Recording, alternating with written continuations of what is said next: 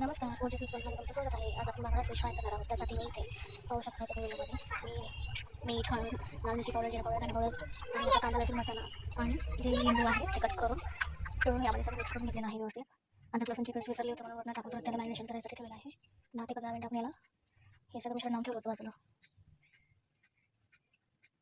त्यानंतर आपण इथे हे फिश फ्राय करण्यासाठी इथे आपण बेसन पीठ घेत आहे आणि त्यामध्ये आपण बारीक रवा मिक्स करणार आहोत. फिश फ्राय करायला आपण मिक्स करून घेणार आहोत. बेसन पीठ आणि रवा बारीक.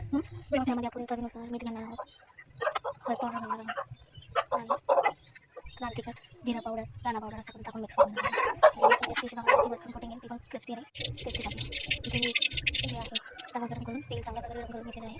कडक तेल पाहिजे आपल्याला फिश फ्राय करायसाठी. आणि एक फिश घेऊन घ्यायला जे आपण कोटिंग करायसाठी रवा बेसनचं मिश्रण तयार केलं त्यात आपण फिश जो आहे तो चांगला वर खाली मसाला जो आहे त्याला कोटिंग करून घेणार आहे. फिशला आणि एक फिश आपण तयार आहोत.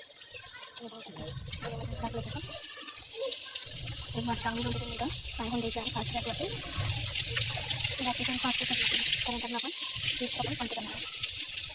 असं एकदा चांगलं फिश होईल. एक बाजू वरच्या बाजूकडे चांगली बसून घेतलं कारण खालची बाजू आहे ती चांगल्या प्रकारे टाकून घेणार आहे. पैसे करून घेतलं आपण फ्राय करून घेतलं होतं पाहू शकतो. सगळं चिली तयार संदेश आपला ते सगळे आहे शिजलं आहे वरतीमध्ये खाली आणि खालची बाजूला काढून घेतलेलं आहे. फिश तयार आहे आपला फिश फ्राय तुम्ही एका प्लेटमध्ये काढून घेतलेला आहे.